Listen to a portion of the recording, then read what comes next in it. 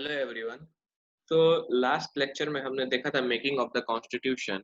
और कॉन्स्टिट्यूशन बन के तैयार हो गया होता है और इफेक्टिव हो गया होता है 26 जनवरी 1950 को। तो कुछ इम्पोर्टेंट चीज जो कॉन्स्टिट्यूशन में मेंशन्ड है उसके बारे में और पढ़ेंगे, जैसे कि कॉन्स्टिट्यूशन कहाँ कहाँ से लिया गया, कौन कौन से सोर्सेज से उठाया गया हमारे कॉन्स्टिट्यूशन के प्रोविजंस, उनमें कुछ पार्ट्स है और कुछ फीचर्स है कॉन्स्टिट्यूशन का, वो आज हम लोग देखेंगे। तो स्टार्ट करते हैं तुम्हारा सोर्सेज के साथ। तो जो कॉन्स्टिट्यूएंट असेंबली हमारा था वो करीब करीब 60 देशों के कॉन्स्टिट्यूशन को पढ़ी थी, और जो भी उन्हें अच्छा लगा प्रोविजंस उन्हें उठा के अपने कॉन्स्टिट्यूशन में डाल लिया गया। तो लेट्स स्टडी की मेजर सोर्सेस क्या क्या थे, कहाँ कहाँ से बोरो किया गया है हमारे प्रोविजंस को हमारे कॉन्स्टिट्यूशन। तो वन ऑफ द मेजर जो कंट्रीब्यूटर है to our constitution is government of India act 1935। तो गवर्नमेंट ऑफ इंडिया एक्ट 1935 से जो स्कीम्स लिया गया, जो प्रोविजंस लिया गया है, वो है फेडरल स्कीम यानी distribution of power, office of the governor जो हर एक राज्यों के गवर्नर है उसका ऑफिस के बारे में, जुडिशियरी हमारा सुप्रीम कोर्ट हाई कोर्ट है वो, फिर पब्लिक सर्विस कमीशन जो हम देखते हैं, फिर इमरजेंसी प्रोविजंस जो देखते हैं हम, और एडमिनिस्ट्रेटिव डिटेल्स कैसे एडमिनिस्ट्रेशन रन होना चाहिए, ये गवर्नमेंट ऑफ इंडिया 1935 से मेजरली लिया गया है। नेक्स्ट इज ब्रिटिश कॉन्स्टिट्यूशन से देखते हैं क्या क्या लिया गया है हमारे कॉन्स्टिट्यूशन में। तो ब्रिटिश कॉन्स्टिट्यूशन से पार्लियामेंट्री फॉर्म ऑफ गवर्नमेंट जो आज हम लोग देखते हैं पार्लियामेंट है और उस प्राइम मिनिस्टर है, तो वैसा form of government British constitution से है। रूल ऑफ लॉ की लॉ ही का ही रूल होगा, किसी मोनार्क का नहीं होगा। लेजिस्लेटिव प्रोसीजर लॉ बनाने का प्रोसीजर जो है, सिंगल सिटीजनशिप हमारे इंडिया में सिर्फ लोग सिटीजनशिप एक सिटीजनशिप है, तुम्हारा लोग क्या है इंडियन सिटीजन है। यूएस में जाओगे तो यूएस में लोग यूनाइटेड स्टेट्स के भी सिटीजन है, प्लस अगर वो किसी राज्य में रह रहे प्रोविंस में रह रहे हैं, सपोज वो लोग टेक्सास में रह रहे हैं तो टेक्सास के भी वो लोग सिटीजन कहलाएंगे। लेकिन हमारे यहाँ ऐसा नहीं, हम लोग झारखंड के सिटीजन नहीं कहलाते, हम लोग सिर्फ इंडियन सिटीजन कहलाते हैं। झारखंड का हम लोग का डोमिसाइल होता है, नॉट सिटीजनशिप। कैबिनेट सिस्टम जो आज हम लोग देखते हैं मोदी जी और उनके कुछ इंपॉर्टेंट मिनिस्टर्स जैसे एस जयशंकर, निर्मला सीतारमण जो कैबिनेट बनाते हैं, वो सिस्टम ब्रिटिश कॉन्स्टिट्यूशन से आया है। प्रेरोगेटिव रिट्स, ये रिट्स हम लोग पढ़ेंगे जब सुप्रीम कोर्ट वगैरह हम लोग पढ़ेंगे क्या होता है। बाइकैमरलिज्म जो राज्यसभा और लोकसभा वाला कंसेप्ट है, ब्रिटिश कॉन्स्टिट्यूशन से आया है। पार्लियामेंट्री प्रिविलेजेस, अब कुछ प्रिविलेजेस है पार्लियामेंट्रियंस को जब वो लोग स्पीच वगैरह देते हैं पार्लियामेंट में, ये भी हम लोग पढ़ेंगे आगे के चैप्टर्स में। तो ये भी लिया गया है ब्रिटिश कॉन्स्टिट्यूशन से। आगे बढ़ते हैं, देखते हैं यूएस कॉन्स्टिट्यूशन से क्या क्या आया है। तो यूएस कॉन्स्टिट्यूशन से हम लोग लेते हैं अपने कॉन्स्टिट्यूशन में फंडामेंटल राइट्स, जुडिशियरी का जो इंडिपेंडेंस है उसके ऊपर किसी का कंट्रोल नहीं है।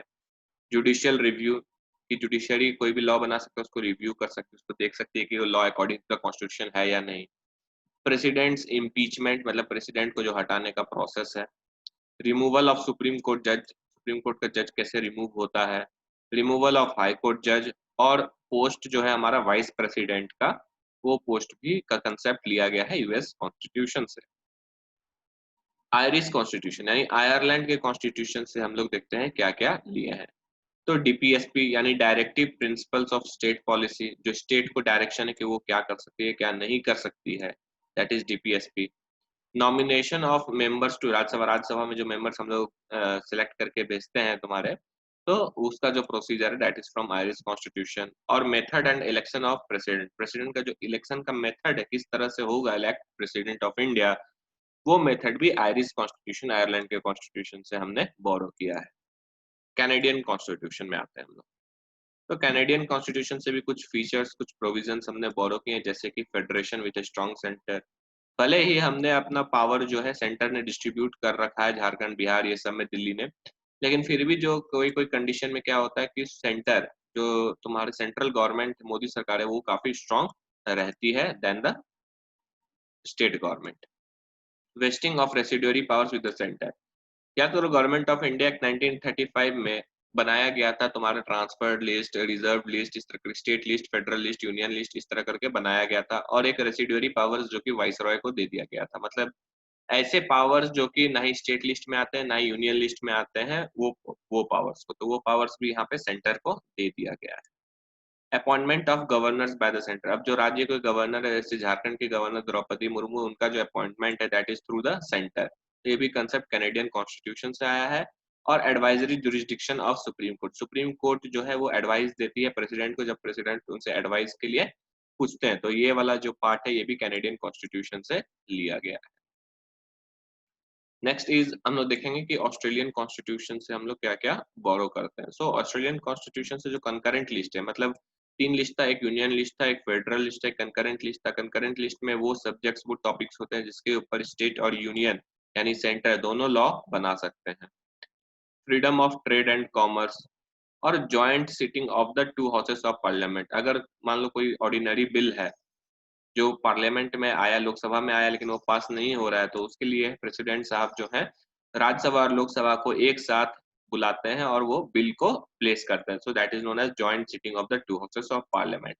तो ये कंसेप्ट जो है वो ऑस्ट्रेलियन कॉन्स्टिट्यूशन से हमें प्राप्त हुआ है। Next is German constitution. Germany के कॉन्स्टिट्यूशन को हम लोग बोलते हैं Weimar constitution of Germany. So Weimar constitution of Germany से जो जो प्रोविजंस हम लोग लिए हैं वो है suspension of fundamental rights during emergency. अब इमरजेंसी अगर लगा हुआ है तो उस दौरान जो हमारे फंडामेंटल राइट्स छीन लिए जाते हैं, उसका प्रोविजन जो है वो जर्मनी से आया है। फ्रेंच कॉन्स्टिट्यूशन, फ्रेंच कॉन्स्टिट्यूशन से भी जो हमने लिया है that is Republic and the ideals of liberty, equality and fraternity in the preamble. Preamble में हमारे देखोगे कि रिपब्लिक भी शब्द है, लिबर्टी, इक्वालिटी और फ्रेटर्निटी होना चाहिए। फ्रेटर्निटी मतलब ब्रदरहुड होता है, लिबर्टी और इक्वालिटी मतलब जानते ही, और रिपब्लिक होना चाहिए। रिपब्लिक का मतलब कि हेड ऑफ द स्टेट जो है वो इलेक्टेड वन होगा, कि वो इलेक्ट होगा। तो ये सब जो प्रियम्बल में लिखा गया है और ये सब का आइडियल्स लिया गया है हमारे कॉन्स्टिट्यूशन में, that is from the French constitution. Next is Soviet constitution. Soviet बोले तो यूएसएसआर, यूनाइटेड सोवियत संघ ऑफ रशिया, आज का रशिया। तो फंडामेंटल ड्यूटीज का कंसेप्ट कि हमारा राइट्स को एंजॉय करते साथ हमारी कुछ ड्यूटीज भी है देश के प्रति, वो सोवियत कॉन्स्टिट्यूशन से लिया गया है। फिर आइडियल्स ऑफ जस्टिस, जस्टिस किस बेसिस पे, जो प्रियम्बल में लिखा गया सोशल, इकोनॉमिकल और पॉलिटिकल न्याय हमें मिलना चाहिए, ये आइडियल्स भी सोवियत कॉन्स्टिट्यूशन से हमें मिला है। साउथ अफ्रीका के कॉन्स्टिट्यूशन से भी हमने कुछ बोरो किया है, जैसे कि procedure of amendment to the constitution. अब हमने बताया था कि हमारा कॉन्स्टिट्यूशन जो है वो पार्टली रिजिड है, पार्टली फ्लेक्सिबल है। तो जो फ्लेक्सिबल पार्ट है उसका जो अमेंडमेंट का प्रोसीजर है, किस तरह अमेंड किया जाएगा, that is taken from the South African constitution. और दूसरा चीज जो बोरो किया गया वो है election of members to the Rajya Sabha. Rajya Sabha के मेंबर्स कैसे इलेक्ट होंगे, नॉट नॉमिनेट, इलेक्ट कैसे होंगे, वो साउथ अफ्रीकन कॉन्स्टिट्यूशन से लिया गया है। And the last that is Japanese constitution, procedure established by law, law के थ्रू जो प्रोसीजर स्टैब्लिश हुआ है वो जापानीज कॉन्स्टिट्यूशन से ये कंसेप्ट हमने लिया है। इसके बारे में हम लोग डिटेल में आगे के चैप्टर्स में पढ़ेंगे। ये तो हो गया कि कहाँ से कॉन्स्टिट्यूशन हमने बोरो किया है। नेक्स्ट इज हमारे कॉन्स्टिट्यूशन दिखता कैसे, मतलब एक तरह से समझ लो इंडेक्स कैसा है, यानी parts of the Indian constitution. तो या parts of the Indian constitution, और समझने के लिए समझ लो कि ये एक तरह से जब तुम बुक खोलते हो तो देखते हो कौन सा चैप्टर में कौन सा टॉपिक, कौन से पेज नंबर पे कौन से चैप्टर में है और कौन से यूनिट में है। तो उसी तरह हम लोग पढ़ते हैं parts of the Indian constitution, एक तरह से इंडेक्स है हमारे कॉन्स्टिट्यूशन का। तो लेट्स स्टडी एक एक करके कि क्या क्या है हमारे कॉन्स्टिट्यूशन। तो टोटल में हमारा जो कॉन्स्टिट्यूशन है उसे 22 पार्ट्स में बांटा गया है, और 22 पार्ट्स में से भी बहुत सारे पार्ट्स के अंदर कुछ चैप्टर्स हैं और कुछ सब पार्ट्स हैं, और हर एक पार्ट्स के लिए कुछ आर्टिकल्स डेजिग्नेट किए गए हैं। फॉर एग्जाम्पल स्टार्ट करते हैं, हम लोग सारे 22 पार्ट्स को पढ़ेंगे अभी। तो पार्ट 1 ऑफ द कॉन्स्टिट्यूशन में है हमारे यूनियन और टेरिटरी के बारे में, यूनियन एंड इट्स टेरिटरी के बारे में, जो कि आर्टिकल 1 से 4 तक कवर होता है उसके बारे में। फिर पार्ट 2 आता है जहाँ पे सिटीजनशिप का बात होता है। तो सिटीजनशिप के लिए जो है 5 से 11 आर्टिकल डेजिग्नेट किए गए हैं। फंडामेंटल राइट्स उसके बाद आता है 12 टू 35। फिर पार्ट 4 में directive principles of state policy आता है, आर्टिकल 36 से 51 कवर करते हैं इसको, इनके प्रोविजंस। फिर पार्ट 4 ए आता है जो कि फंडामेंटल ड्यूटीज है, और आर्टिकल 51 ए डेजिग्नेट किया गया है। फिर आता है यूनियन गवर्नमेंट। यूनियन गवर्नमेंट के बारे में आर्टिकल 52 से 151 कवर किया जाता है, और इसके अंदर जो है काफी मल्टीपल चैप्टर्स हैं। तो देखते हैं कि यूनियन गवर्नमेंट के अंदर मल्टीपल चैप्टर्स कौन कौन से हैं। जैसे कि चैप्टर 1 कवर करता है एग्जीक्यूटिव यानी हमारे गवर्नमेंट के बारे में, जो आर्टिकल 52 से 78। फिर हमारा पार्लियामेंट, 79 से 122। फिर जो पावर है प्रेसिडेंट का लॉ बनाने का, लेजिस्लेटिव पावर्स ऑफ प्रेसिडेंट, वो आर्टिकल 123 में। यूनियन जुडिशरी, जुडिशरी के बारे में एक जुडिशरी, सिंगल जुडिशरी होना चाहिए, 124 से 147। और CAG, controller general of India, controller and auditor general of India होगा, यहाँ पे ऑडिटर लिखा। तो 148 से 151। उसके बाद नेक्स्ट पार्ट 6 में स्टेट गवर्नमेंट के बारे में, जो कि 152 से 237 तक कवर होता है। लेकिन स्टेट गवर्नमेंट के अंदर, वो तो यूनियन गवर्नमेंट है, स्टेट गवर्नमेंट के अंदर भी सब चैप्टर्स हैं, जैसे कि जनरल के बारे में बात किया 152 आर्टिकल, एग्जीक्यूटिव जो स्टेट एग्जीक्यूटिव स्टेट गवर्नमेंट के बारे में 153 से 167, स्टेट लेजिस्लेचर यानी विधानसभा जो है वो 168 से 212, legislative powers of governor 213, high court के बारे में 214 से 232, और जो डिस्ट्रिक्ट कोर्ट से सबऑर्डिनेट कोर्ट है उनके बारे में 233 से 237 आर्टिकल्स। पार्ट 7 में स्टेट्स इन पार्ट बी, याद करो जब हमारा कॉन्स्टिट्यूशन बना था, कैबिनेट मिशन प्लान आया था, तो उसमें पार्ट ए, पार्ट बी और पार्ट सी करके बांटा गया था स्टेट्स को। तो part B of the first schedule, तो फर्स्ट शेड्यूल के बारे में हम लोग बाद में पढ़ेंगे, लेकिन पार्ट बी को डिलीट कर दिया गया है, जो कि आर्टिकल 238 डेजिग्नेट किया गया था। तो पार्ट 8 में क्या है, पार्ट 8 में यूनियन टेरिटरीज के बारे में बात किया गया, यूटीज के बारे में, और उन्हें डेडिकेट किया गया है 239 से 242 आर्टिकल नंबर। फिर उसके बाद पंचायत के बारे में 243 से 243 ओ तक, ये सब पार्ट्स है। फिर 9A आता है म्यूनसिपैलिटीज, 243 पी से 243 जेड जी तक। फिर पार्ट 9B तुम्हारा द कोऑपरेटिव सोसाइटीज के बारे में, जो कि 243 जेड एच से 243 जेड टी तक। The schedule and tribal areas के बारे में, बहुत सारे एरियाज है जो शेड्यूल एरियाज में आते हैं, गवर्नर के कंट्रोल में रहते हैं, वो 244 से 244A तक। उसके आगे फिर कवर किया जाता है कि जो तुम्हारा यूनियन है, यानी जो सेंटर है मोदी सरकार, और जो यानी स्टेट्स है जैसे कि हेमंत सरकार ऑफ झारखंड, इनके बीच में क्या रिलेशन रहेगा, तो relation between union and the states, इसके बारे में आर्टिकल 245 से 263 तक कवर होता है। हालांकि इसके अंदर बहुत सारे सब चैप्टर्स हैं, जैसे कि लेजिस्लेटिव रिलेशन कैसा होना चाहिए, यानी लीगल रिलेशन कैसा है, वो 245 से 255, और एडमिनिस्ट्रेटिव रिलेशन, काम काज का रिलेशन कैसा होगा, वो 256 से 263 तक कवर होता है। पार्ट 11 के बाद हम लोग देखते हैं कि पार्ट 12 में ऑफ द कॉन्स्टिट्यूशन में क्या है। तो part 12 of the constitution covers about finance, property, contracts and suits, और जो आर्टिकल्स डेजिग्नेट किए गए हैं वो है फ्रॉम 264 से 300A तक। पार्ट 13 में ट्रेड एंड कॉमर्स के बारे में किया गया with territory, with in territory of India, मतलब टेरिटरी ऑफ इंडिया के अंदर डोमेस्टिक ट्रेड एंड कॉमर्स के बारे में, दैट इज 301 से 307 आर्टिकल डेजिग्नेट किया गया। फिर आता है तुम्हारा पार्ट 14, जहाँ पे service and union, under union और स्टेट्स के अंदर, जैसे कि सर्विसेज, कॉमन सर्विसेज और पब्लिक सर्विस कमीशन, जो कि 308 से 323 के अंदर कवर हो जाता है। उसके बाद आता है तुम्हारा पार्ट 14 है ट्रिब्यूनल्स, मतलब जैसे कि बहुत सारी स्पेशल कोर्ट्स या ट्रिब्यूनल्स बनाए गए हैं जजमेंट के लिए, जैसे कि अगर इन्वायरमेंट को रिलेटेड कोई केसेस है तो वो एनजीटी में जाते हैं, नेशनल ग्रीन ट्रिब्यूनल में जाते हैं, या फैमिली ट्रिब्यूनल्स होते हैं। तो वैसे ट्रिब्यूनल्स का जो स्टैब्लिशमेंट है और उनके काम काज के लिए जो आर्टिकल डेजिग्नेट किया गया है हमारे संविधान में, that is from article 323A से 323B। इलेक्शंस पार्ट 15 में कवर किए गए हैं 324 से 329A।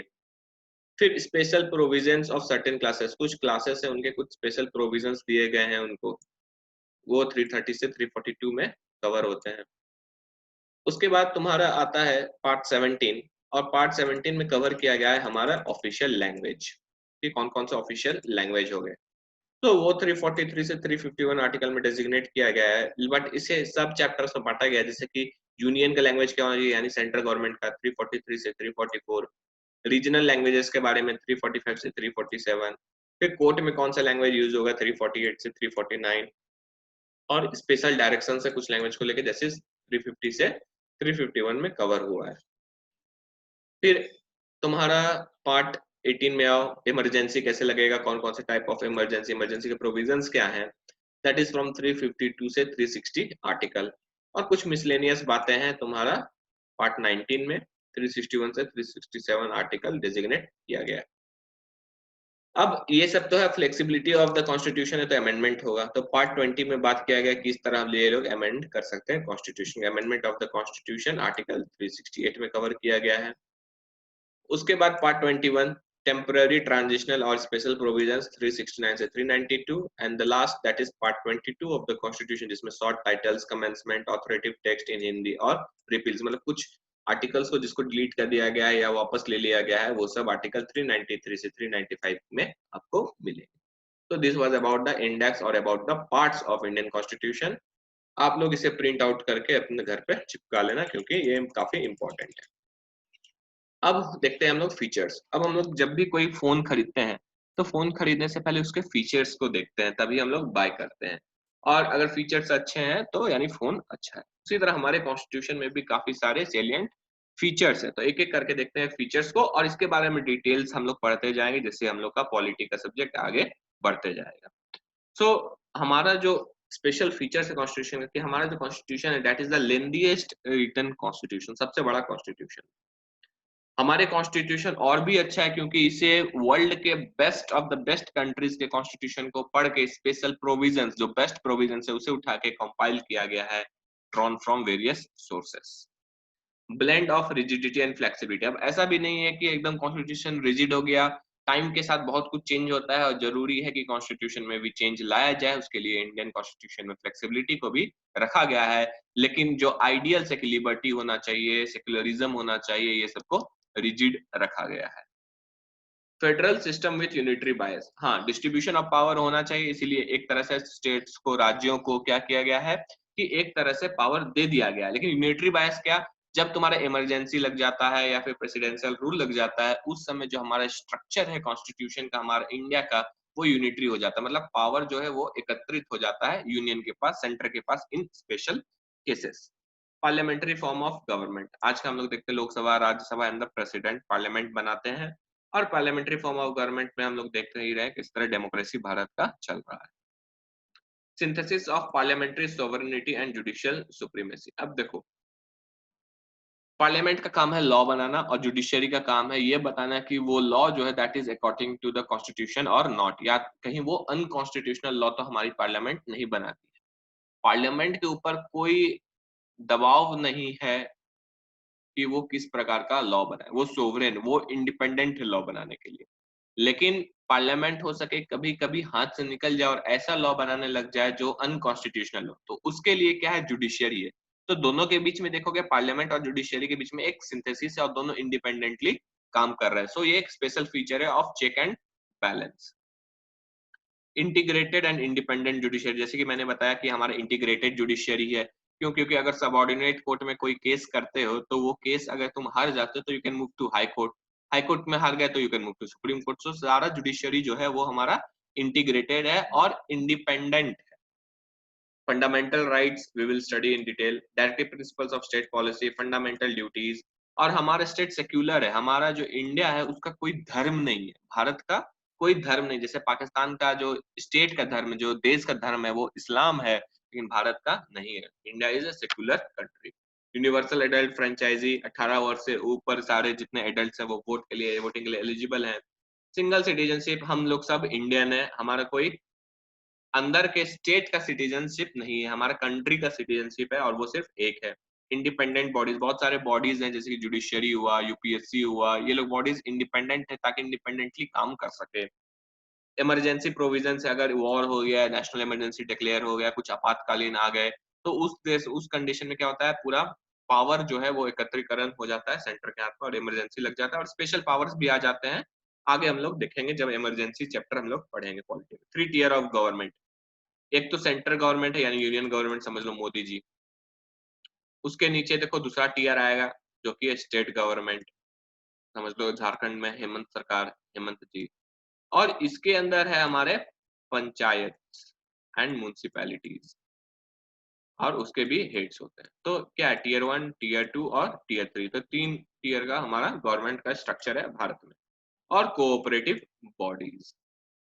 तो these were salient features of our constitution. आगे बढ़ते हैं और देखते हैं कि कुछ लोग को पछता नहीं है, जैसे कि मैंने पहले भी बताया था, और क्रिटिसिज्म तो बनता ही है।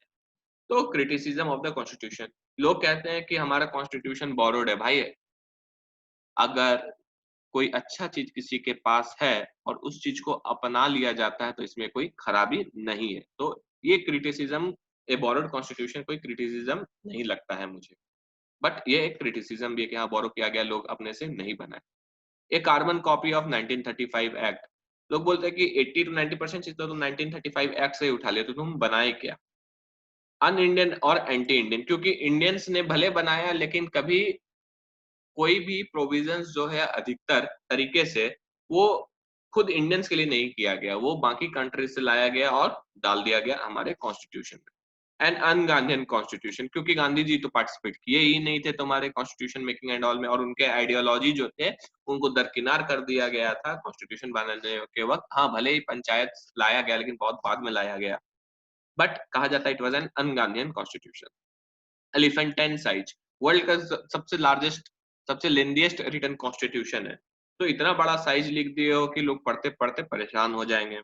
और paradise of the lawyers, constitution का लैंग्वेज लोग बोलते हैं काफी टफ है, और वो लॉयर्स के तुम्हारे स्टेटमेंट्स में है, मतलब जो सेंटेंस लिखा गया है that is written by the lawyers, क्योंकि उस वक्त तो डोमिनेशन ऑफ द लॉयर्स था, जिसके हमने पहले भी पढ़ा है कॉन्स्टिट्यूएंट असेंबली में। तो वो लोग कॉन्स्टिट्यूशन जब लिखे भी तो वैसे ही लैंग्वेज में लिखे ताकि लॉयर्स ही अधिकतर समझ पाए और कॉमन पीपल को समझने में दिक्कत हो। So this all are the criticisms of the constitution. So आज का लेक्चर यहीं पे हम लोग खत्म करते हैं। कोई डाउट तो you can message me, otherwise thank you for watching my lecture.